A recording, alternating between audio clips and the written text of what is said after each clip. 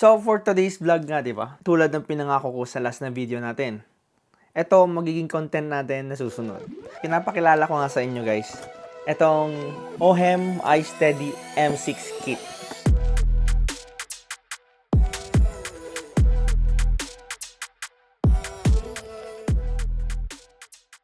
So, dito sa loob ng packaging is yung mismong iSteady M6 na gimbal. Tapos, yung AI Vision Sensor. Yun ang tawag niya. Tapos, yon yung tripod. And then, napakagandang storage bag. Meron ding Type-C to Type-C charging cable. Tapos, syempre, yung user manual. So, ito yung mismong gimbal natin. And ito yung pinaka-tripod niya. Niroroscas lang to dito. Very basic lang. So, ayan. Tapos, nagiging tripod na siya. Cellphone holder, intact na yan. Di yan naaalis. Ito yung pinaka-solid na part niya kasi ito yung AI tracker niya. Ito yung AI tracker niya. Tapos, itong part na to is, yan yung light.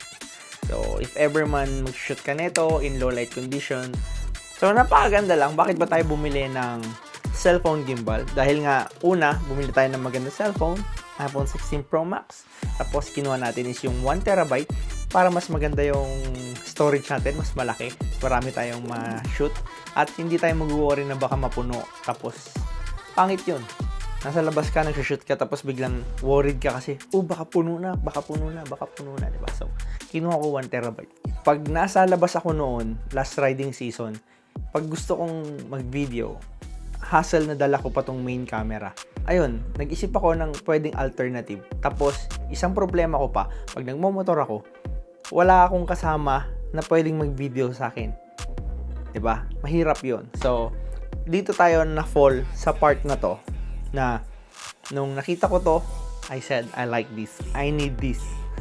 Ang kagandahan nito compared sa iba, DJI tapos yung Insta360 na mobile phone gimbal or smartphone gimbal is makakapag-track ka lang kapag ang gamit mo na camera app is yung application nila. 'Di ba? So, kung yung native camera app ng iPhone, hindi ka matatrack. Ang ginagamit kong camera app sa iPhone ko is Blackmagic Cam. Yun ang ginagamit ko kasi mas natitimpla ko siya ng maayos. Yun para sa akin, si Blackmagic Cam ang pinaka the best na camera app kasi nagagalaw mo siya. I mean, natitimpla mo yung exposure triangle niya. ISO, shutter speed, aperture, yon. So, natitimpla mo yon. Natitimpla mo yung mga bagay na yon. Yung shutter speed niya, ISO niya, yung white balance niya. Tapos, kung medyo marunong ka sa pagtimpla ng camera, is magigets mo siya. At mas magugustuhan mo si Blackmagic Cam. Nung nakita ko itong si OHEM, mas bumilib ako. Kasi, kaya kanyang i-track na kahit hindi mo gamit yung application niya sa cellphone para matrack ka niya. Kasi, dahil nga, mayroon siyang AI tracker. Na-ooperate natin yung AI tracker by gesture. Hand gesture lang ang kailangan mo, matatrack ka na niya. Hand gesture lang yung kailangan mo, marereframe mo yung sarili mo. Hand gesture lang yung kailangan mo, titigil siya sa pagtatrack sa'yo. Ganon siya kaganda. So, sabi ko, parang para sa akin na nagsusulo ko palagi na bumabiyahe pag nagmumotor ako or kahit hindi siguro motor yung ginagawa ko. Basta may something akong ginagawa na ginagawa ko siya alone is dun siya bagay. Kasi kaya niya akong sundan. So, sabi ko, kailangan ko to, kaya ako siya pinurchase. So, yun guys, nakalagay na yung cellphone natin dito sa mismong gimbal. So, ito guys, yung pinaka-AI tracker nito. So, itong AI tracker is pwede nating i-flip ng nakaharap sa'yo pag ikaw yung sinushoot mo. Tapos, kung gusto mo naman na selfie mode, is baliktarin lang natin yung AI tracker para matatrack niya pa rin ako, diba? Yan, ganyan lang. Napakaganda. So, kung marunong ka na gumamit ng gimbal is same na same lang. May mga mode button dito. Ngayon, kung gagamitin mo naman yung camera app nitong OHEM, which is yung OHEM Joy, mamamaximize mo yung full potential nitong gimbal kasi magagamit mo na lahat ng mga buttons like yung mga etong wheel niya dito para mag-zoom, ganyan. Pag prines ko ng 3 seconds, etong wheel niya is nag-on itong ilaw niya.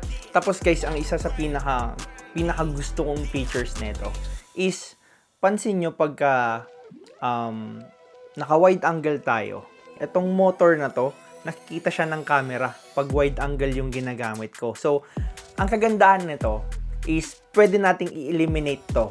Dito, etong parang trigger button dito is pipindutin ko lang to ng 4 times at etong motor na to is lilipat dito sa harap para hindi siya makita pag naka wide angle lang ako.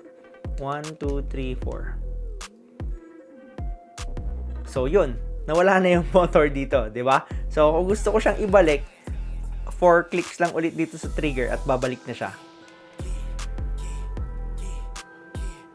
Andun na ulit siya. Pag kailangan natin ng mga low shot na ganun. Yun yung maganda dito sa gimbal na to. Kasi, kumbaga, may choice ka na ilagay ito sa harap para hindi siya makita pagka nagtitake ka ng videos na wide angle shot. Kasi may mga times na wide angle shot talaga yung kailangan mo eh. So, ganoon lang siya. Napakasimple lang. Sobrang ganda and hopefully ma-maximize natin yung gamit dito kapag ka pwede na ulit tayo magmotor kasi set up lang natin to. Just a simple gesture, kaya niya na tayong i-track kahit naka-helmet. Yun yung kagandahan nito kasi hindi siya face recognition kundi gesture control siya tapos tatrack na niya siguro yung di ko alam kung anong ito-track niya, yung shape ng ulo or what. Kasi kahit naka-helmet ka, kayang i-track na ito. So, sorry guys, hindi ako marunong mag-review ng mga technology na ganito. Hirap pa na mag-review ng ganito. And ayun guys, kung umabot ka na naman sa part ng video na to, thank you so much. And thank you guys sa pag-stay at panonood ng video natin. Kung nagustuhan mo tong video na to, hit mo yung like button. And pag di ka pa nag-subscribe, mag-subscribe ka na. Pinipilit na kita ngayon. So, hit mo lang yung subscribe button dyan sa ilalim, okay?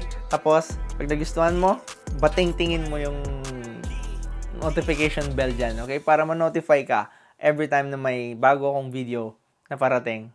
And yun lang guys, kita-kits tayo sa next na video. Ride safe ka palagi and see you sa next vlog. Peace! Cheers!